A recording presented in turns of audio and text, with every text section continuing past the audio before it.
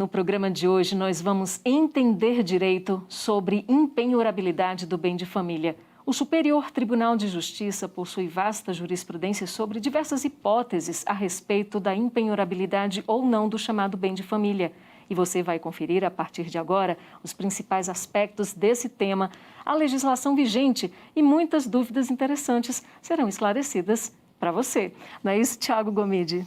É isso, Fátima. Pois é, Fátima, a Lei número 8.009 de 1990 define o bem de família e determina, por regra, que o imóvel residencial é impenhorável, só que esse mesmo dispositivo legal indica no artigo 3º exceções a essa regra e, por conseguinte, torna o bem de família penhorável. Pois é, e já está aqui com a gente, Tiago, Bruna Rantorni, advogada especialista em Direito Civil, professora universitária e doutoranda pela Universidade Federal do Paraná. Professora Bruna Rantorni, muito obrigada por estar aqui com a gente no Entender Direito. Grande satisfação tê-la aqui conosco. Olá, Fátima, Tiago, Vitor. É um prazer estar aqui para conversar com vocês, fazer um bate-papo bacana sobre esse tema que é tão importante para todos nós, sobre a impenhorabilidade do bem de família. E também participa desse nosso bate-papo Vitor Ottoboni Pavan, especialista em Direito Empresarial pela Universidade Estadual de Londrina e mestre em Ciências Jurídicas pela Universidade Estadual do Norte do Paraná. Ele também é doutorando em Direito das Relações Sociais, além de pesquisador do grupo de pesquisa Núcleo de Estudos em Direito Civil Constitucional Virada de Copérnico, na Universidade Federal do Paraná. Seja muito bem-vindo. Olá, Tiago, Fátima, é uma alegria muito grande estar aqui. Queria agradecer o convite para debater um tema tão relevante que é a impenhorabilidade do bem de família, principalmente ao lado de uma colega tão querida, que é a doutora Bruna, professora, colega dos bancos acadêmicos. É realmente uma alegria estar aqui hoje no Entender Direito. Vamos começar com uma pergunta bem básica, então. O que seria exatamente considerado o bem de família? No ordenamento jurídico brasileiro se reconhece a existência do bem de família legal ou obrigatório, que é aquele previsto na Lei 8.009 de 1990, e o voluntário ou convencional, previsto no artigo 1711 e seguintes do Código Civil. Você poderia explicar para a gente esses dois conceitos, professora Bruna? Claro, Tiago. Vamos lá. Quando a gente fala do bem de família, nós falamos ali da proteção da entidade familiar. Vamos falar sobre o que é família daqui a pouco. Mas quando falamos sobre o bem de família, essa proteção da entidade familiar e este bem de família pode ser classificado de duas formas. Um bem de família legal, também conhecido como obrigatório, que é aquele da Lei 8.009 de 1990, e também o bem de família convencional, também conhecido como voluntário, do artigo 1711 e seguintes do Código Civil de 2002. Mas, professora, qual que é a diferença entre um ou entre outro? Bom, quando nós falamos do bem de família legal ou obrigatório, é aquele que está na lei, e é quando a entidade familiar, a constituição de família, de pessoas, que estão ali para o mesmo vínculo de crescimento, de sociedade, elas têm apenas um único bem, e este bem normalmente é utilizado para a moradia ou para a subsistência desta moradia. Já para o outro lado, quando nós falamos do bem de família convencional, ou também conhecido como voluntário, é aquele no qual a pessoa tem mais de um bem, mas ela escolhe um deles para ser constituído como o chamado bem de família. E como funciona isso na prática? Primeiro, para que a pessoa possa fazer isso, é necessário que o seu patrimônio, o bem escolhido, não ultrapasse 1/3 do seu patrimônio público existente ao tempo da instituição. Na prática, a pessoa vai até um cartório de registro de imóveis, indica o bem, um escrivão, por sua vez, fará publicações em jornais de grande circulação ou até mesmo por redes sociais, mídias, enfim, informando sobre a disponibilidade desse bem. Em seguida, não havendo oposição nem terceiros, o escrivão fará a escritura junto à matrícula deste imóvel. É importante considerar também, na prática, portanto, esse bem de família voluntário, ou também chamado de convencional. Esse bem de família voluntário, ele não é muito utilizado hoje, pouca gente o conhece. O pessoal tem muita noção do que seria o bem de família obrigatório. O convencional é pouco utilizado. Mas sim, não é porque você tem mais de um bem que você não pode ter um bem de família. Basta que você o escolha e, neste caso, a categoria é com relação ao bem de família convencional, também conhecido como voluntário. Professor Vitor, quais são os fundamentos, então, para a existência dos bens de família no ordenamento jurídico brasileiro? Fátima, essa pergunta ela é muito importante porque ela nos faz olhar para a Constituição Federal, que é o vértice de valores, de princípios do nosso ordenamento jurídico. A Constituição Federal ela traz como fundamento da República, antes de tudo, a dignidade da pessoa humana. E a dignidade da pessoa humana, enquanto princípio, é o que fundamenta toda a proteção do livre desenvolvimento da pessoa. E para que uma pessoa possa usufruir desse livre desenvolvimento, ela precisa de um conjunto de garantias mínimas, inclusive patrimoniais, que permitam-lhe uma existência minimamente digna. É aquilo que a gente pode colher na obra do ministro Luiz Edson Fachin, chamado de patrimônio mínimo, ou de patrimônio mínimo existencial. E dentre esses conceitos está, obviamente, a residência da pessoa, o lugar em que ela reside, onde ela vive com a sua família ou sua entidade familiar. E isso encontra, além dessa proteção na dignidade da pessoa humana, portanto, também a proteção constitucional concedida à família, que está no artigo 226 da Constituição. E não é uma proteção qualquer, porque a Constituição Federal fala uma proteção especial à família. Então é buscar uma proteção que seja além do ordinário, além do normal. E mais recentemente, podemos dizer assim, não tão recentemente, mas após já 88 e a existência da Lei 8.009, em 2000 houve uma emenda constitucional que incluiu no artigo 6º, que é aquele que traz os direitos sociais previstos na Constituição Federal, uma boa parte deles, o direito à moradia, expressamente previsto, porque, obviamente, o direito à moradia pode ser deduzido já da Constituição de outros princípios que estavam ali presentes. E foi, inclusive, o direito à moradia que fundamentou, em um dos julgamentos mais importantes sobre o tema, no âmbito do STF, o voto do ministro relator Carlos Veloso, em uma questão envolvendo fiador e bem de família, que ainda vai ser objeto de análise mais para frente. Mas então é esse tripé valorativo, podemos dizer assim, dignidade da pessoa humana, família e direito à moradia, que justifica, de um ponto de vista constitucional, o Estado retirar o alcance dos credores esse bem que é a residência da entidade familiar. Professora Bruna, e qual o conceito de família para estes bens? Uma pessoa sozinha, por exemplo, ela pode ser considerada família para efeito de proteção prevista em lei?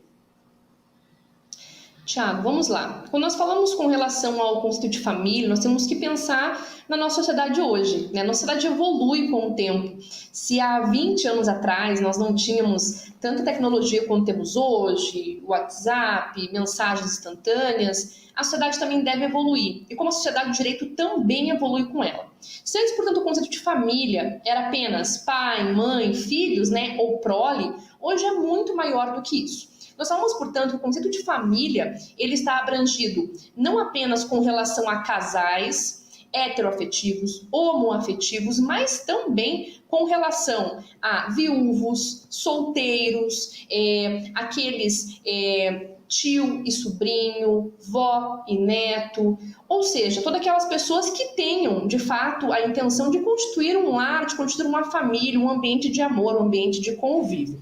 Nesse sentido, o STF, no agravo do instrumento 241.297, que foi publicado no ano de 2000, já colocou que a expressão casal e entidade familiar deve ser vista uma visão social, uma visão de forma ampla.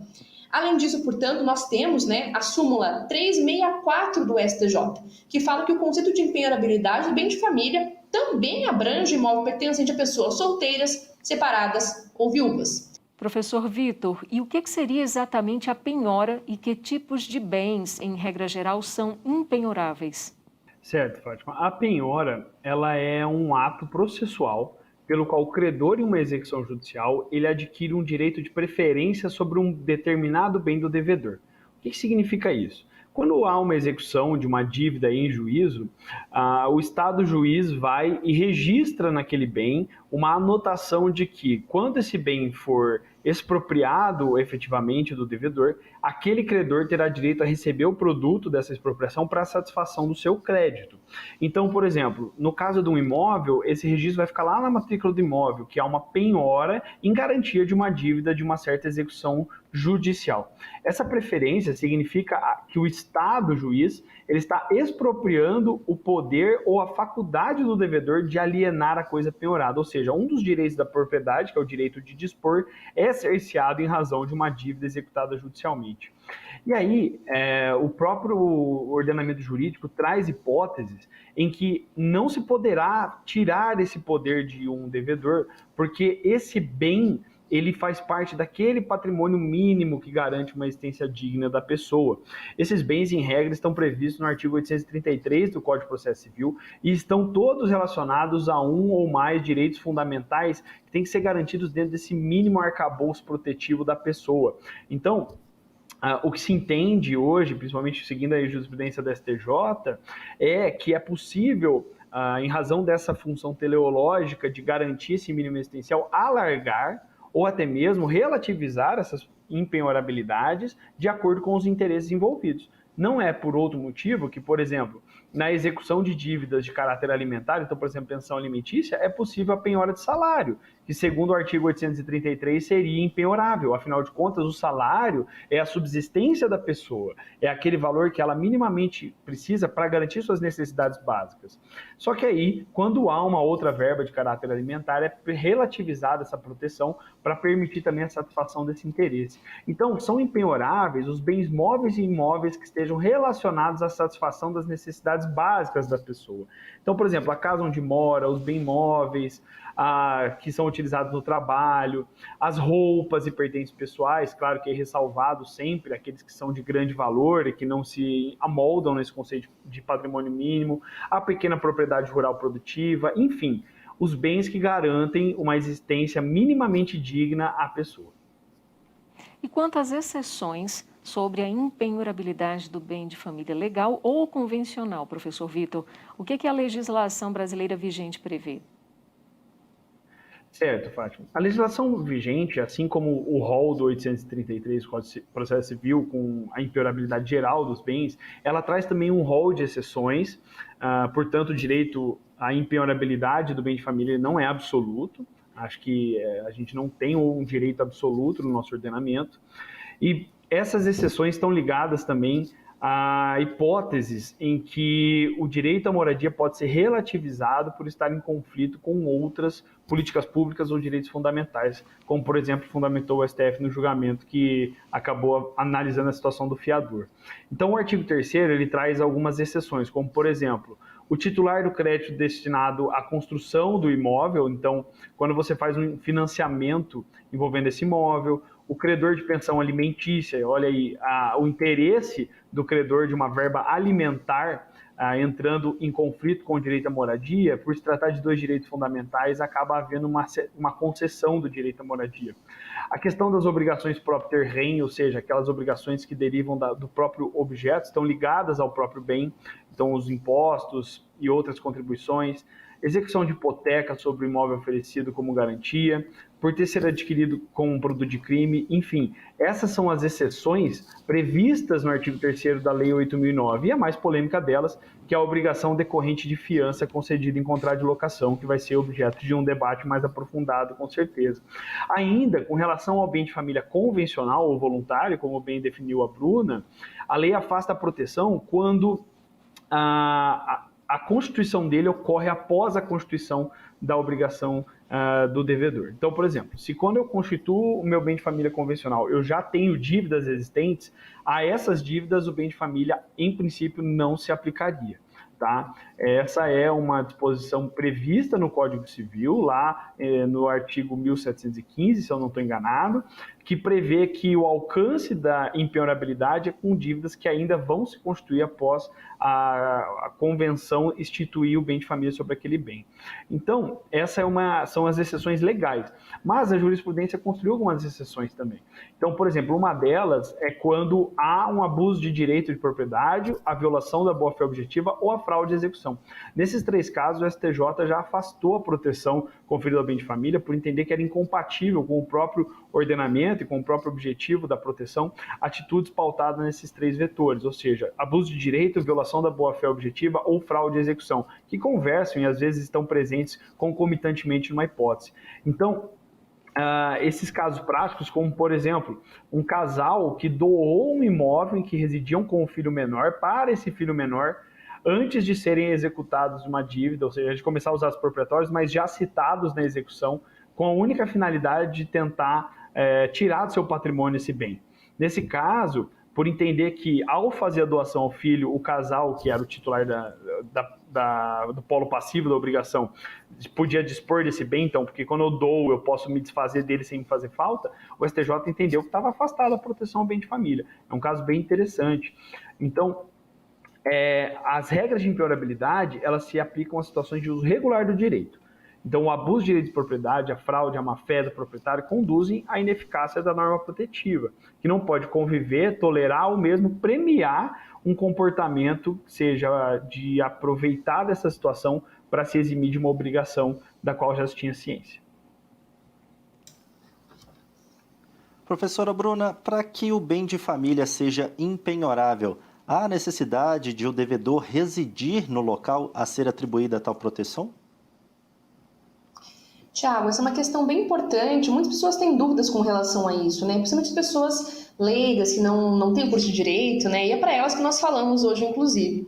Olha só, se você por acaso tem um bem e você não está residindo nele, por uma questão financeira, por exemplo, né? Por conta de alguma eventual perda de emprego, questão de saúde, e você tenha dúvida se de fato esse bem ainda ele está na categoria de bem impenhorável, pode ficar tranquilo, pode ficar tranquilo.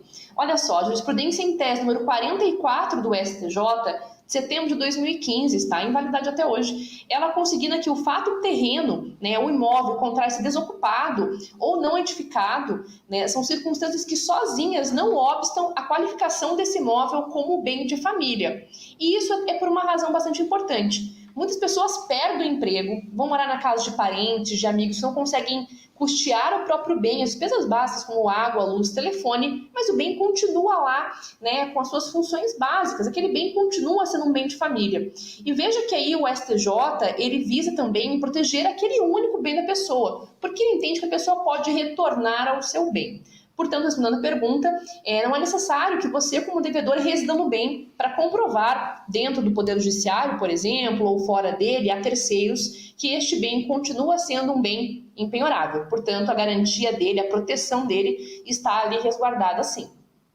Professora Bruna, e na seguinte situação, se o proprietário, em vez de utilizar como residência o único imóvel que possui, decide locá-lo a terceiros, este fato em si afasta ou não a característica do imóvel como bem de família, tornando-o penhorável em razão de dívida desse proprietário?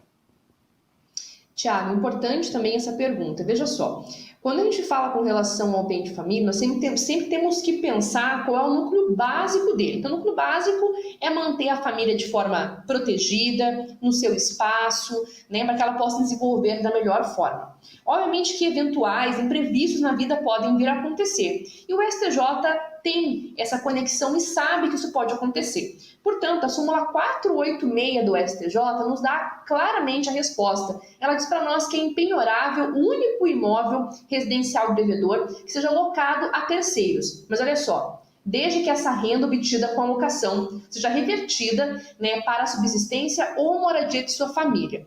É muito comum, por exemplo, as pessoas locarem o seu imóvel e irem para um lugar mais barato, por exemplo, porque estão com dificuldades financeiras, né? Então o imóvel tem um valor mais alto, está numa localidade melhor, a pessoa loca o seu imóvel para alocar em um lugar mais longe, região metropolitana, justamente para diminuir os custos. E isso acontece muito na prática. Ou também a pessoa venha a perder o emprego, venha a ter alguma dificuldade financeira, ela vai morar com os pais ou parentes, mas loca aquele imóvel e utiliza-se dele, da sua renda, para proveito da sua família, para a sua subsistência. Neste caso, comprovando-se isto, sim, neste caso, O fato da pessoa locar a terceiros não descaracteriza de nenhuma forma o bem de família, até porque a entidade familiar e o grande núcleo dele, a função social dele, encontra-se preservada nesse caso, sim. Professor Vitor, e falando agora sobre atividade comercial, né, com o uso desse tipo de bem, afinal de contas, é ou não possível a exploração desse tipo de atividade no bem de família? Fátima, complementando até a resposta da professora Bruna com relação a isso, vai muito de encontro ao que ela trouxe para nós. É possível explorar comercialmente um bem de família, até a alocação a terceiros é uma forma de exploração comercial, mas a própria família pode ali, por exemplo, estabelecer um negócio e desse negócio retirar sua subsistência. A grande questão para saber se a proteção da impenhorabilidade vai permanecer ou não é um critério que foi definido pela jurisprudência do STJ, que é a divisibilidade do bem. O que significa isso? Quando eu tenho um imóvel, por exemplo, que eu consigo dividir as áreas comerciais das residenciais sem prejudicar o todo desse imóvel, que seja possível essa divisão clara e precisa, eu afasto a proteção da impenhorabilidade da parte comercial, mas mantenho na parte residencial. Então, por exemplo, uma sobreloja que tem os apartamentos em cima e embaixo tem lá uma área comercial. É possível dividir essas duas áreas. E aí o STJ entende que essa parte comercial ela poderia ser objeto de penhora resguardada em impenhorabilidade da parte residencial que é em cima. Contudo, se esse imóvel não tiver uma natureza que permita trazer essa divisão, como por exemplo, vamos citar aqui o exemplo de uma pessoa que faça serviço de corte e costura em casa e ela tem lá no quintal dela uma edícula onde ela realiza esses serviços. É impossível dividir dentro de um terreno o que é a parte comercial do que é a parte residencial sem prejudicar o todo. E nesse caso, o que prevalece é a proteção do todo, permanecendo impenhorável o bem de família integralmente.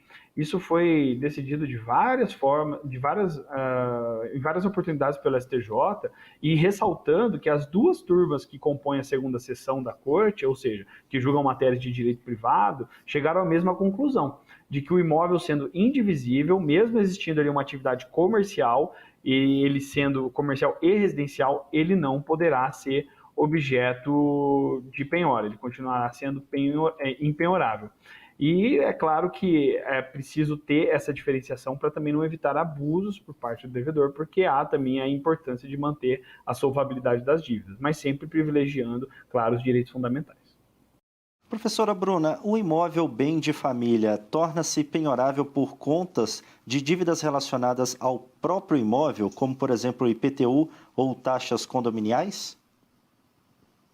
Olha, Thiago, infelizmente ele torna-se penhorável sim. Isso é dúvida de muita gente, né? Que acaba não tendo condições financeiras de custear tanto dívidas de IPTU, taxas condominiais, financiamento imobiliário, inclusive, né? A gente chama dessas dívidas, são chamadas propter rem. São aquelas dívidas que estão ali, como eu falo com os alunos, carimbadas no bem, como elas estivessem ali carimbadas, conjuntas com o bem. Aonde o bem vai, essas dívidas estão juntamente com esse bem.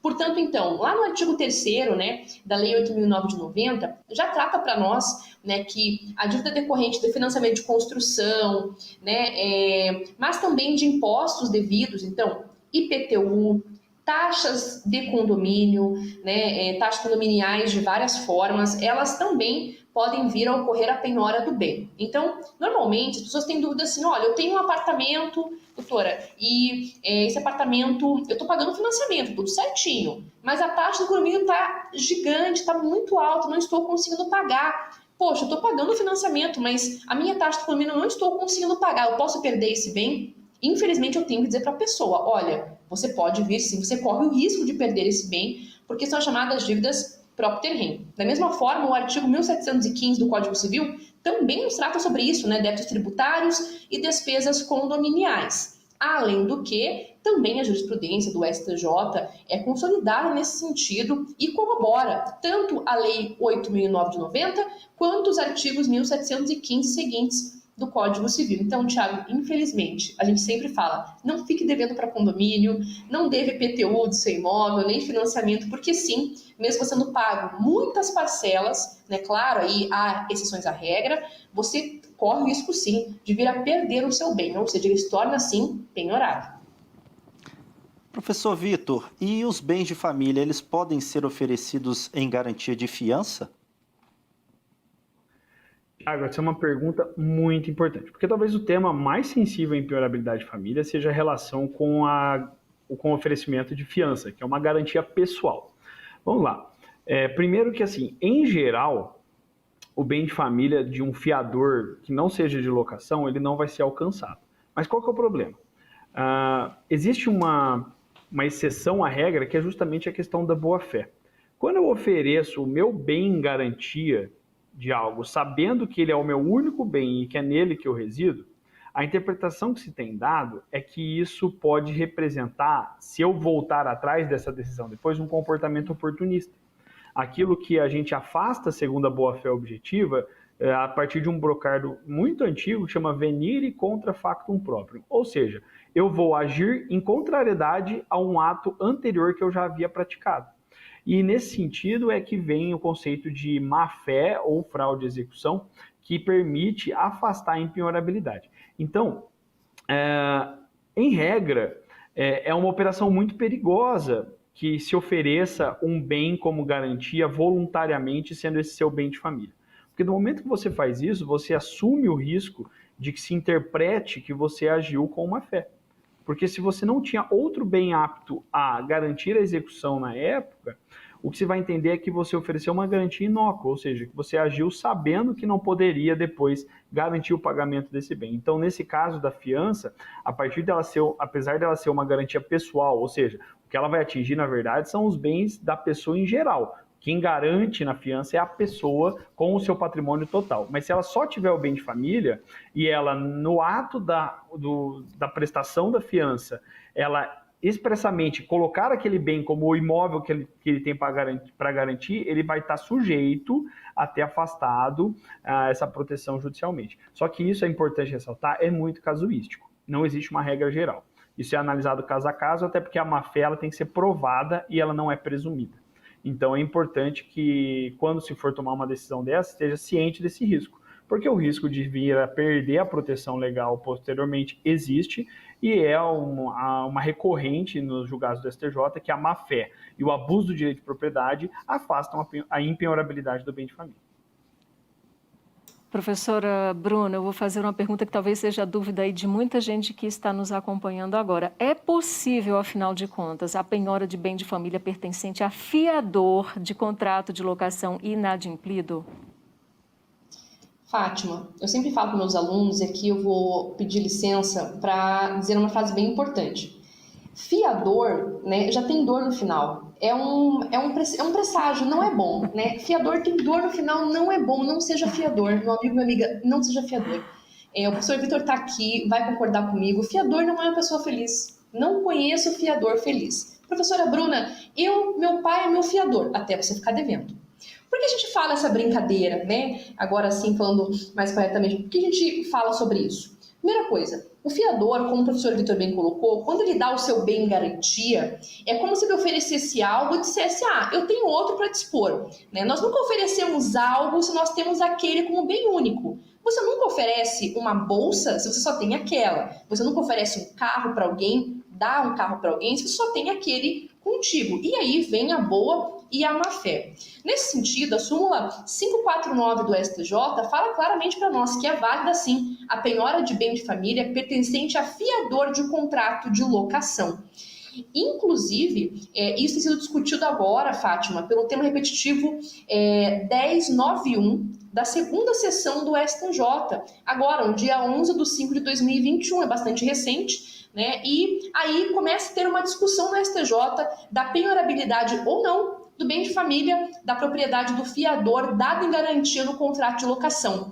Então, essa súmula, a súmula 549, que foi discutida lá em 2015, ela volta no STJ a ser discutida pelo tema repetitivo 1091, está em discussão ainda, né? Tem alguns repetitivos aí consolidados, inclusive 2 recursos do Estado do Paraná, que são recursos que estão atrelados a esse tema repetitivo, não foi julgado ainda, mas até então nós temos a súmula consolidada por enquanto que sim, né? Se você é um fiador e você concede o seu único bem de família como garantia para uma dívida de terceiro, né, os tribunais entendem que, bom, se você está dando esse bem em garantia, você teria outros, ou você tem outros bens para conceder, afinal ninguém concede algo que não tem, né, ou que seria aquele único bem. Então, ser fiador hoje é algo muito, muito, muito grave. Então, como o professor Vitor bem falou, tem que se pensar, toma cuidado se você for ser um fiador, principalmente contratos de locação. Tem que ler o contrato, verificar direitinho as cláusulas. E a minha sugestão, se eu posso dar uma sugestão, Fátima, por favor,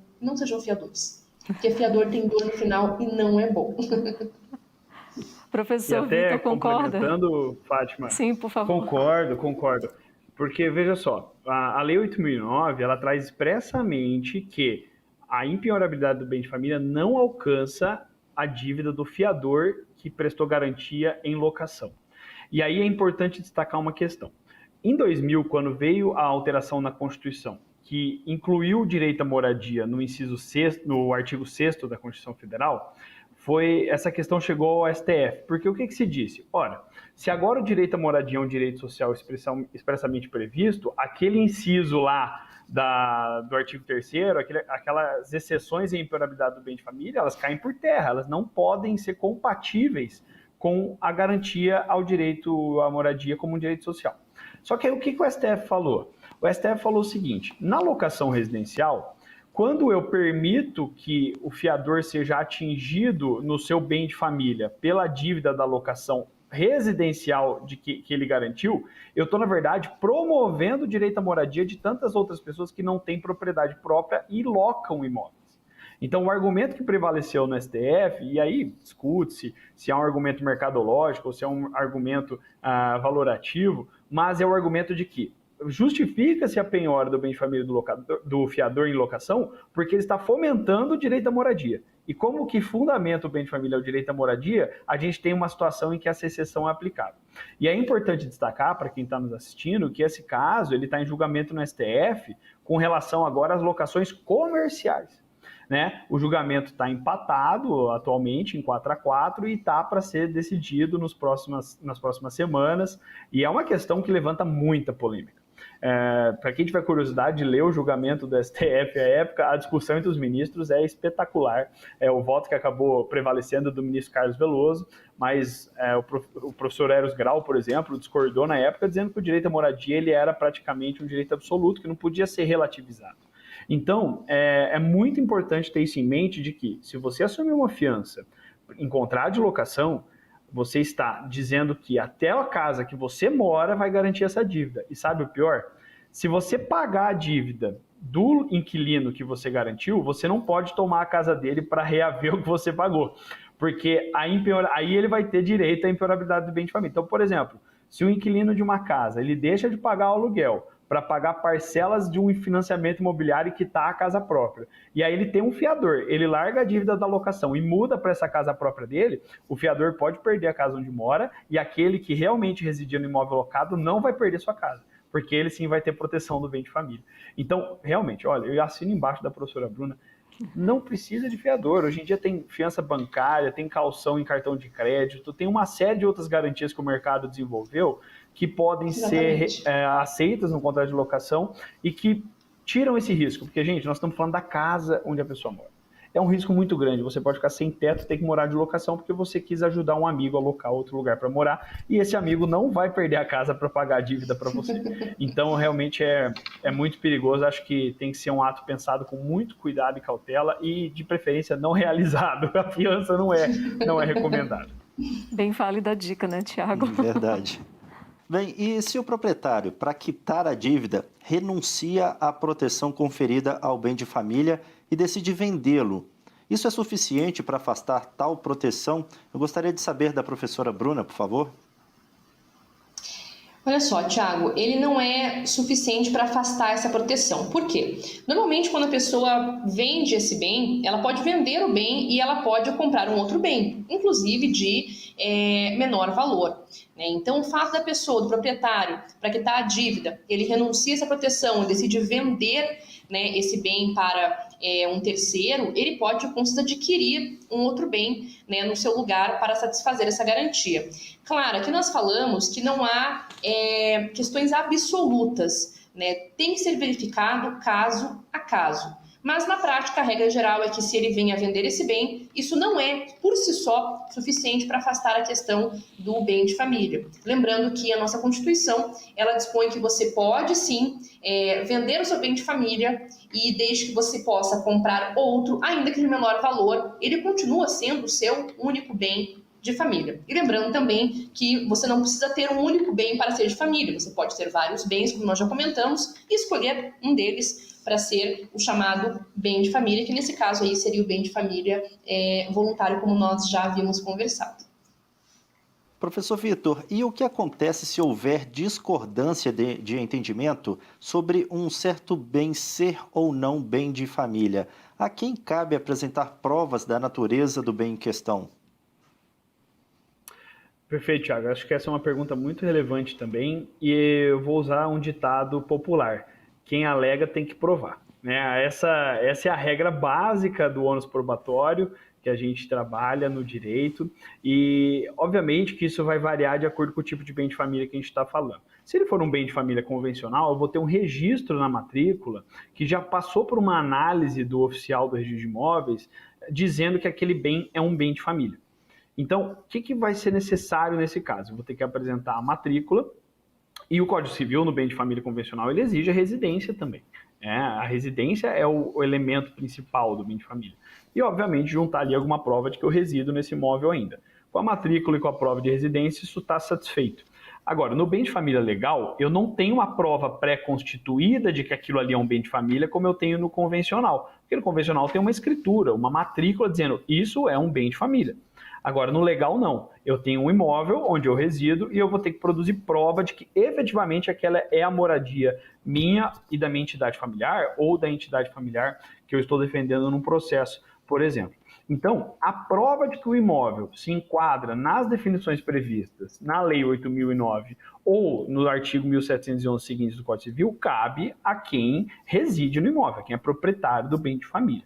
Tá? O ônus da prova, por ser um fato constitutivo, é dele. Obviamente, do momento que ele demonstrou isso, aí vai caber uma discussão para outra parte de constituir. Então, assim, o importante é que a pessoa devedora, que seja citada num processo em que haja uma tentativa de penhora da casa onde ela resida, que ela procure apresentar o máximo de provas possíveis de que aquele é o imóvel onde ela reside, né? Então, declaração do síndico, conta de luz, conta de água, correspondências, condomínio, ou seja, documentos que demonstram essa é a casa que eu resido. E aí, obviamente, como o outro critério é não ter outro imóvel residencial, é preciso também demonstrar, por meio de certidões, que aquele é o único bem residencial da família, ou tendo outros bens que é o de menor valor, porque aí seria sobre ele que recairia, de qualquer forma, a proteção. Professor Vitor, e qual o tratamento jurídico a ser dado no caso de único imóvel e de haver a separação do casal? Esse bem continua impenhorável?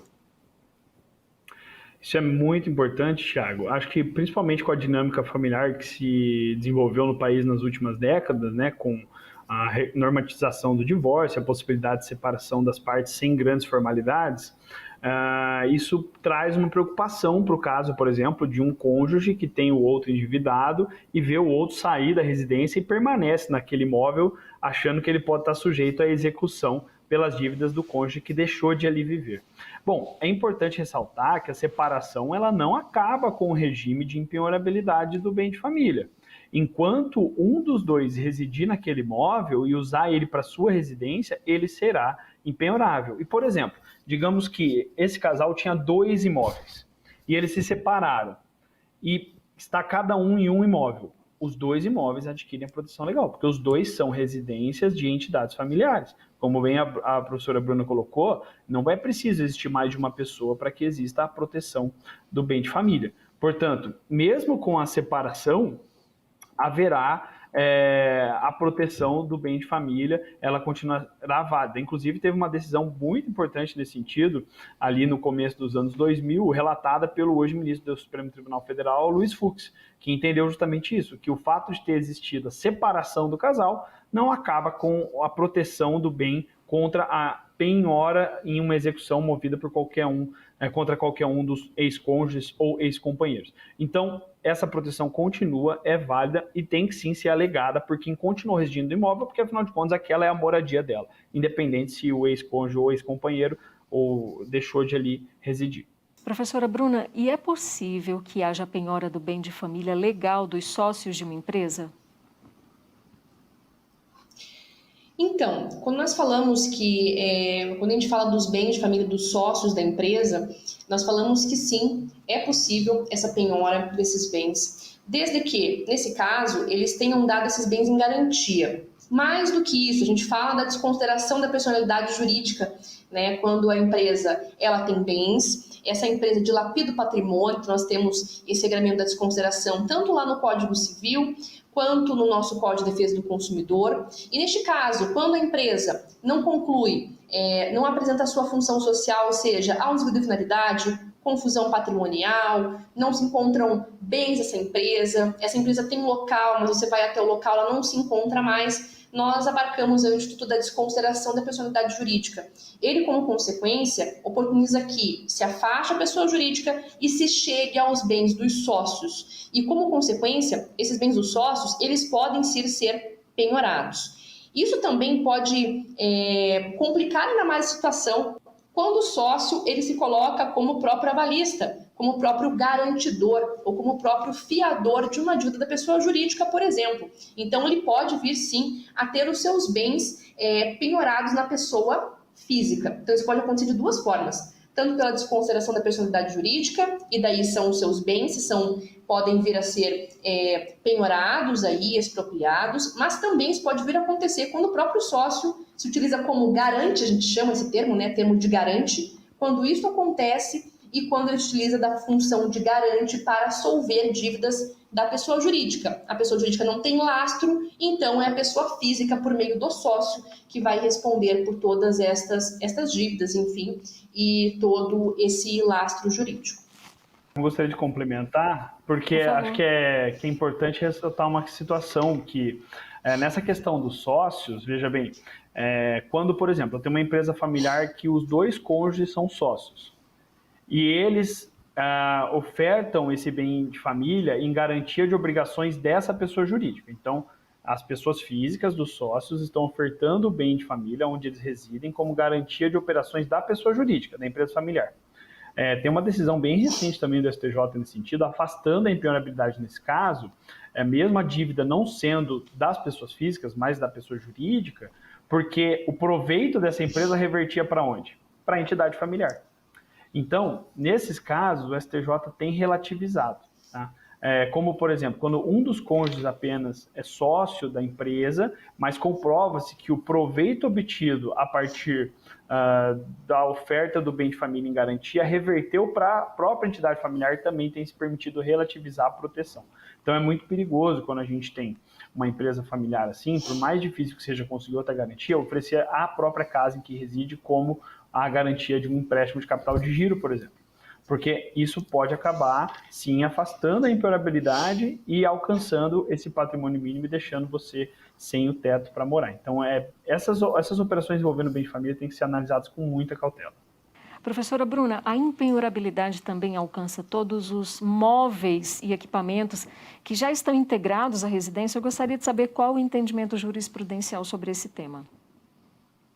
Fátima, vamos lá. A gente sempre fala depende, No direito, o professor Vitor sabe, a gente sempre fala, não é absoluto, Nesse caso, eu vou ter que conversar que, de fato, depende.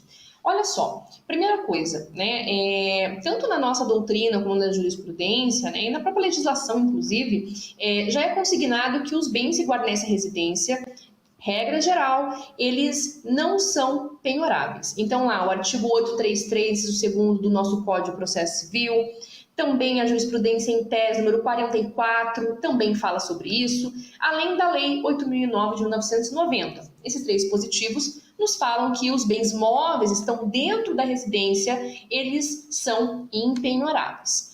Bom, mas nós temos toda exceção, toda regra, melhor dizendo, tem exceção. Nesse caso, o STJ tem consignado que os bens móveis, eles são impenhoráveis desde que, primeiro, não excedam o valor do imóvel. Isso pode vir a acontecer no caso de um quadro, uma obra de arte, algo de muito valor. E também que esses bens, eles sejam bens que não ultrapassam as necessidades comuns de uma família. E daí vamos nos perguntar, o que é uma necessidade comum de uma família? Se vem o oficial de justiça na sua casa, vem a penhorar os seus bens, e você tem 4 televisores, pergunta-se, uma família normal, homem médio, precisa de 4 televisores? Não. Então um televisor ficará, os outros 4 serão penhorados.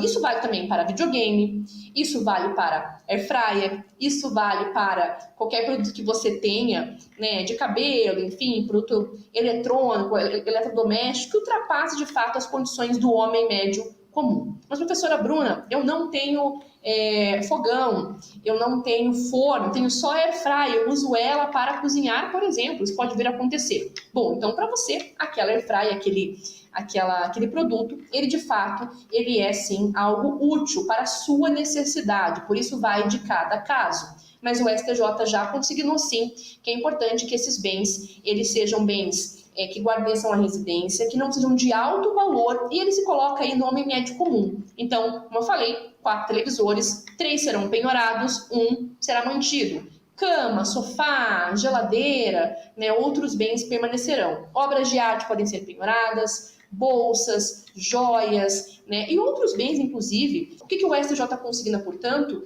é que haja aí uma questão de razoabilidade da vida comum do homem médio. O que as pessoas têm nas suas casas, o que é comum ter? O que é comum, nós consideramos que isso é básico. O que for excedente a isso pode ser penhorado. E essa proteção, professora Bruna, atinge bens relacionados ou acessórios ao bem principal, como o box externo de estacionamento?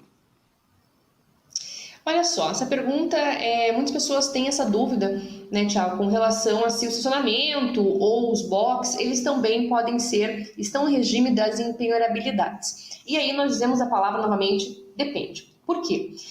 Muitos imóveis, quando eles são adquiridos, normalmente alguns imóveis são adquiridos e já consta a vaga de garagem junto. E essa vaga de garagem, ela está na mesma matrícula do imóvel. Então, se você tem um único bem, um bem de família, e neste bem consta lá, juntamente o bem e uma vaga de garagem, está em uma matrícula só, sim, o seu bem de família está abarcado e juntamente essa sua vaga de estacionamento. Mas na prática o que acontece é diferente. Normalmente as pessoas têm, por exemplo, em apartamentos, né? Tem um apartamento, tem uma matrícula e tem ali o estacionamento, né? Sua vaga de garagem com outra matrícula. Nesse caso específico, né? Essa vaga de garagem, tanto para pessoas físicas, né, quanto jurídicas, nesse caso essa vaga de garagem, ela é penhorável. Então aí a grande questão normalmente quando você compra um imóvel, um sobrado, né, uma casa térrea, o próprio estacionamento, né, o local que você guarda o seu veículo, ele está junto ali na mesma matrícula. Se houver matrículas separadas, o STJ já consignou, súmula 449, informando que a vaga de garagem que possui matrícula própria no registro de imóveis, ela não constitui bem de família para efeito de penhora. E aí a gente reforça novamente o que nós já conversamos aqui nesse nosso bate-papo bacana. Lembre-se que o STJ, a Constituição Federal, ela abarca o local onde a família reside para a constituição, né, para a sua moradia, para a sua vivência. E, obviamente, que o estacionamento, né, ou os boxes, como são chamados, boxes externos, eles não fazem parte desse viés, dessa função social aí do bem de família na prática. Então, não. Neste caso, se o seu estacionamento, né, sua vaga de estacionamento, ela tiver matrícula separada, matrícula no registro de imóveis, ela pode sim ser penhorada. Então, essa seria aí a resposta mais compatível e aí, de fato, vai de cada caso, a depender se há matrícula ou se não há matrícula separada. E bem de família, ele pode ser dado em garantia de empréstimo? E nesse caso específico, é mantida a impenhorabilidade ou não, professor Vitor? Bem, Thiago, essa é uma pergunta realmente muito importante, porque veja só, quando eu falo de dar um bem em garantia, eu estou dizendo que eu vou dispor desse bem. É um dos direitos que o proprietário tem. E aí a gente volta àquela situação que eu já comentei da boa-fé. Porque quando eu, proprietário, sabendo que aquela é minha residência e que eu não tenho outro bem que possa garantir a dívida que eu estou constituindo, ofereço a minha residência em garantia, eu estou voluntariamente abrindo mão de uma proteção legal. Pelo menos em regra, tem sido essa a interpretação conferida pelo STJ a casos como esse. Esse afastamento da impenhorabilidade, ele encontra fundamento na boa-fé objetiva, no abuso do direito de propriedade e na fraude de execução, em uma dessas três hipóteses. Contudo, existem situações em que eu posso, por exemplo, me defender de uma alegação dessa, demonstrando que eu realizei esse ato com vício de vontade, ou seja, mediante coação, mediante dolo ou mediante erro, por exemplo. Ou quando, como no caso de um contrato de locação, e há um julgamento relatado pela ministra Nancy Andrighi, muito recente quanto a esse tópico, em que foi ofertado não a fiança locatícia, mas a caução de um bem de família. Então, foi constituída a caução sobre um bem de família e aí entendeu-se que, como a Lei 8.009 não excepciona a caução, como faz com a fiança, não haveria como afastar a proteção. Contudo, é muito perigoso oferecer o bem de família como garantia de empréstimo, porque eu não posso, depois de constituir a dívida, de ofertar esse bem, chegar e falar, não, mas espera aí, eu não posso pagar porque esse bem que eu ofertei é onde eu moro. Então, eu estou alegando agora que ele é impenhorável, sendo que eu já sabia disso na época que eu constituí a dívida. Então, o tribunal, o STJ, ele tem fincado muitos pés na questão da boa-fé objetiva. Então, o artigo 4º da Lei 8.009 permite isso, porque ele fala que quando houver um movimento de má-fé do devedor, essa proteção pode ser afastada. Então, quando eu oferto um bem em garantia de um empréstimo, eu estou correndo um risco muito grande de que essa proteção seja realmente afastada quando julgada a minha pretensão pelo tribunal ou pela autoridade competente. Bom, recentemente o STJ decidiu que o imóvel adquirido no curso da demanda executiva, ele pode ser considerado bem de família para fins de impenhorabilidade. Você poderia detalhar o embasamento dos ministros para esse entendimento, professor Vitor? Sim, perfeitamente. Obrigado pela pergunta. Esse foi um acordo recente, se eu não me engano, relatado pelo ministro Luiz Felipe Salomão, em que é muito curioso a gente observar as peculiaridades da decisão. Porque nesse caso, a alegação da parte que buscava a desconstituição do bem de família é que teria havido uma constituição voluntária de bem de família posterior à dívida.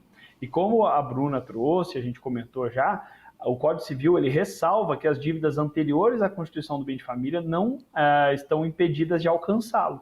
Então, aquela proteção da impenhorabilidade, ela não se opõe contra dívidas já constituídas quando o bem de família é convencional. Contudo, o que entendeu o ministro foi que, nesse caso, a gente não está falando de bem de família convencional.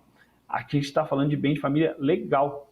E essa proteção independe do momento do imóvel. Porque, por exemplo, eu posso ser um devedor que mora num imóvel locado e, por algum motivo, no transcorrer da execução, eu adquiro um imóvel para eu residir com a minha família. Por mais que já exista a dívida constituída, esse imóvel ele vai se enquadrar na hipótese legal de bem de família e, portanto, será protegido. Porque entendeu o ministro que, apesar de existirem exceções relacionadas à má-fé, à fraude de execução e ao abuso de direito, o direito à moradia é um direito social e, portanto, ele é inafastável pela própria parte. A não ser, obviamente, quando ela age em contrário ao próprio interesse do ordenamento jurídico. Mas é um direito que ela não pode dispor. Então, quando ela compra um imóvel no curso de uma execução, ou seja, de uma cobrança de dívida, e ela reside naquele imóvel, esse imóvel vai ser protegido. Diferentemente seria se ela tivesse feito isso para fraudar a execução. Então, por exemplo, digamos que o meu irmão está sofrendo lá uma cobrança de uma dívida. E aí, esse meu irmão pega e me vende o imóvel que ele tem para que eu vá residir nele, em clara fraude de execução. E aí, nesse caso, demonstrando que o elemento fraude, e isso é importante, tem que ter para a caracterização da fraude de execução o concilium fraudis, que a gente chama, ou seja, esse conluio para fraudar o recebimento do crédito, aí não haveria proteção. Mas o que o STJ decidiu recentemente é isso, que mesmo adquirido no curso de execução, em razão de ser uma garantia fundamental, que é indisponível pela parte, prevista na lei e não instituída por vontade, nesse caso, a dívida mesmo anterior não alcançaria. E é importante fazer essa distinção, porque, por exemplo, se você tem lá uma execução rolando e você fala, não, agora eu vou correr constituir bem de família de um outro imóvel que eu tenho, porque é lá que eu quero ficar e eu quero que aquele seja protegido. Infelizmente, isso não vai funcionar, porque o Código Civil fala que as dívidas anteriores não estão impedidas de alcançar o bem de família, somente as posteriores à constituição voluntária e não legal. E nesse caso, o que o STJ disse foi que o bem de família era um bem de família legal e, portanto, sendo uma previsão normativa de ordem pública, ela não poderia ser afastada por vontade da parte. Então, foi isso que o STJ decidiu. Então, é essa proteção especial à família que é concedida, sempre observando também os outros princípios do ordenamento, especialmente a boa-fé. Professora Bruna, gostaria de fazer alguma ponderação? Eu até ia fazer uma consideração que o professor Vitor bem colocou. Esse julgado é bem interessante, nós não podemos também utilizá-lo de forma desmedida. Como o professor Vitor bem colocou, a pessoa não tinha nenhum bem em seu nome, ela adquiriu esse bem e até na própria decisão, depois se o pessoal quiser ler, enfim, vale a pena dar uma boa lida na decisão. Consta que o imóvel custa R$140 mil. É um imóvel de baixo custo. Então, não é imóvel de alto custo, é o único imóvel da família, não é imóvel adquirido por bem de família voluntário, é por meio legal, portanto, a própria lei, 8.009 de 90 já o abarcaria. É importante considerar, inclusive, que até o próprio ministro fala, olha, ele não vendeu o imóvel para adquirir outro, ele adquiriu este porque este é o único bem que ele tem. Então, aí, quais são as características que nós podemos ver para que, nesse caso, você possa comprar um bem, mesmo estando em uma execução? Único bem de família, o valor do bem é um valor baixo, um valor normal para um bem de família, e essa é uma constituição de bem de família legal, não convencional. Além do que, você não pode ter outros bens. Professora, e se caso a pessoa, como o professor Vitor bem colocou, tivesse outros bens, quisesse elencar aquela chácara, ou aquele bem vultuoso para ser um bem de família? Bom, daí não haveria considerações. Então, o que o ministro deixou muito claro é que alguns elementos de boa-fé estão ali presentes, como o valor do bem, ser o bem único, estar abarcado como bem de família na qualidade de bem de família legal e não voluntário, e também o fato de não haver bens anteriores. Então, tudo isso se consubstancia na chamada boa-fé processual. E é por conta disso, neste caso, que essa decisão, o ministro bem colocou que sim, era possível então que a parte adquirisse um bem, ainda que estivesse no curso da execução e tivesse dívidas ali. Portanto, nesse caso, essas dívidas não abarcarão este bem, porque, neste caso, ele estará na categoria das impenhorabilidades. Então, só complementando o que o professor Vitor bem colocou, acho que essa informação do valor é importante para que quem está nos assistindo entenda que não é um bem vultuoso e que a pessoa também não tinha outro bem. Ela adquiriu aquele, provavelmente, a decisão não consta, mas provavelmente ela era alugado bem, morava de aluguel, enfim, constituiu aquele bem e aquele bem, portanto, está resguardado pelo regime da impenhorabilidade do bem de família. Bem, e hoje você entendeu direito sobre as regras e as exceções previstas em lei sobre a impenhorabilidade do bem de família, além da jurisprudência sobre o tema. Nós conversamos com a professora Bruna Rantorni, a quem eu agradeço a participação no nosso programa de hoje. Muito obrigada, eu que agradeço pelo convite, foi um prazer estar aqui, Tiago, Fátima, Vitor também, que é meu colega de doutorado, somos parceiros, e convido você a assistir o nosso programa, mandar suas dúvidas, enfim, estamos super à disposição, também me encontro nas redes sociais, @BrunaRantorni_CPC, é sempre um prazer. Nós agradecemos também a participação do professor Vitor Ottoboni Pavan. Professor, muito obrigada pela entrevista de hoje e todos os seus esclarecimentos.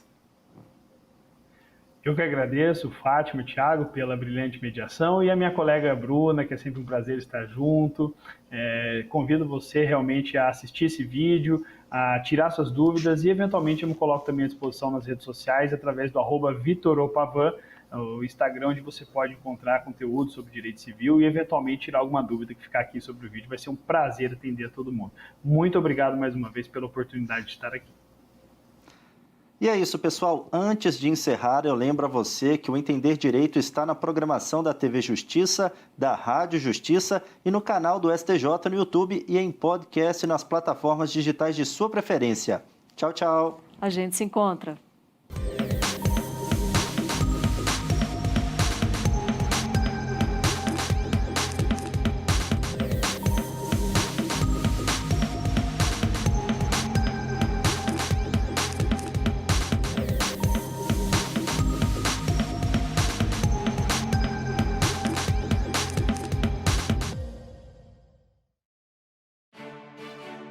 A Câmara de Vereadores é a Casa do Povo. Aqui são criados, votados e aprovados os projetos de lei que definem o rumo e o futuro do nosso município. A Câmara de Vereadores também exerce a função fiscalizadora, supervisionando as ações e decisões do Poder Executivo. Faça parte das decisões. Quando a comunidade participa, a cidade cresce.